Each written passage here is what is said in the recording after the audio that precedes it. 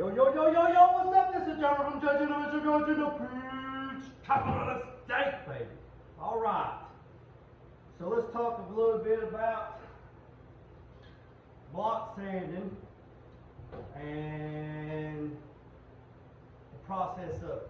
Alright, so this is the rooftop of this little 91 Toyota pickup truck.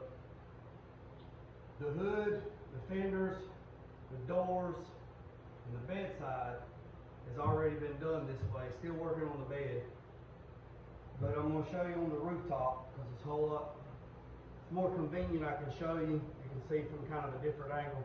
All right, so this whole cab was stripped down to bare metal. It was metal treated and epoxy. All right, so once it was epoxy with CRE 321, or if you use VP 2050. Basically the same stuff.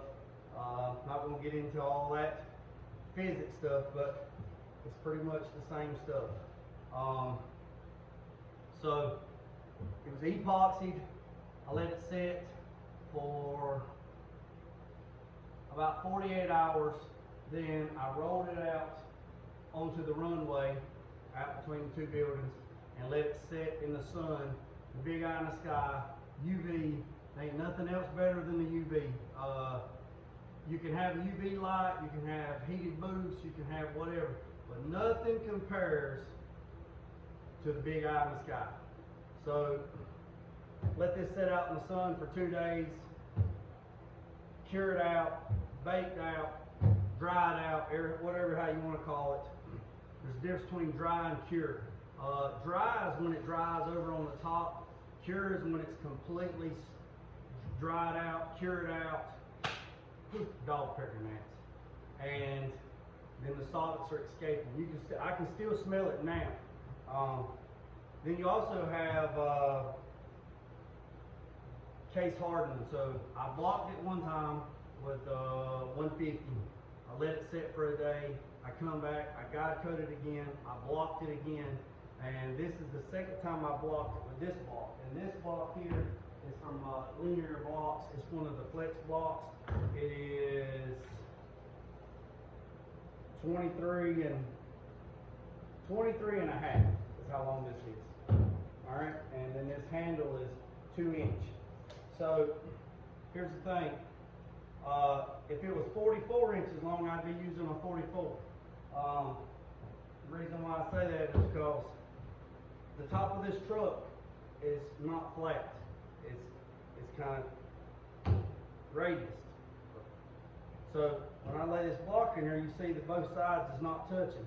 But when I push down on both sides is touching and the center's there. A lot of people say, well, you put in there and you're gonna dig out in the middle and you need to have a true flat block. But then on a true flat block, you're not blocking this way, you're blocking flat. So therefore it's going to be flat in the middle, and this cab is not flat. It's raised. So if I had a 44 inch block, I would be blocking this thing in 44. Because from that corner to that corner is 44 inches. So if I had a 48 inch block like this, I would be blocking with a 48 inch. So the guide coat that I used is this Mirica, or however you want to say it, M-I-R-K-A. It's dry guide coat black. I have it in white. Freddie Carson is the one that turned me on this. This is a whole lot better, in my opinion, than the spray because it's a dust and it gets down into the fibers of the scratches. All right. So now you can see clearly after I've blocked this thing twice. And I put 3, maybe 4 coats of CRE on here. I spray pretty heavy. And I blocked it out.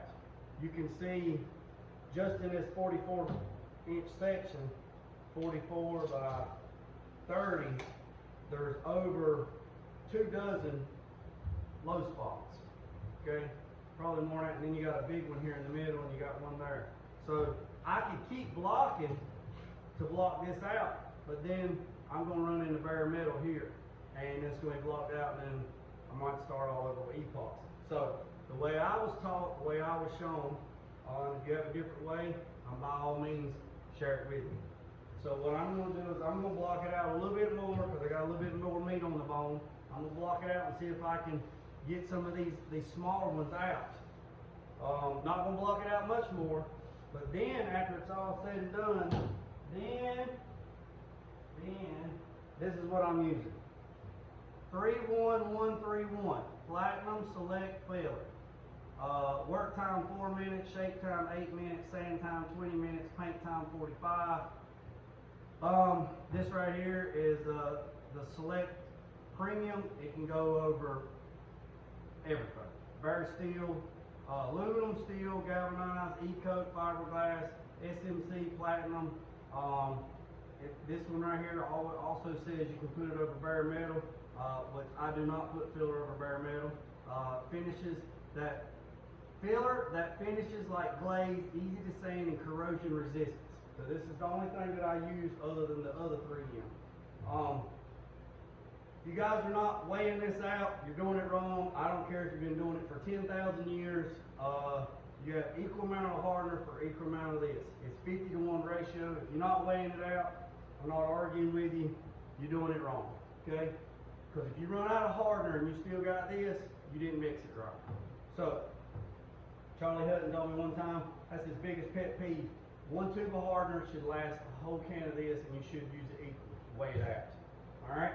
So, with that being said, I'm going to mix some of this up, and I'm going to spread very thin coat all over the top of this cab. I will let it set, dry out, and then I will block it for probably 120. And then I will guide coat it, and I will block it, and then if there's any low spots, I will skim it again, and then I will block it again. And the people say, oh, you're piling on the filler, oh, it's going to break. Once it's all said and done, it's not going to be that thick, but it's going to be a complete uniform section all the way across. Then I'll mix up some CRE. I won't mix it as heavy. I'll mix it 2-to-1 to 1.5. Maybe go 2-to-1 to 2. And I'll spray it with a 1/6 tip, and I'll even coat it out. And then I will block it out with maybe 240 to see what it looks like. If it looks good, then I'll light coat it again, and then I'll block it out again, probably with 320 or 400 wet, and it will be ready to paint. So, I highly suggest this is the way I would do it. You try it out. If you find a better way, let me know. But this way here is proven. I've done it several times on every parts that I've done. Remember, got a paint class coming up, and I'm going to start over.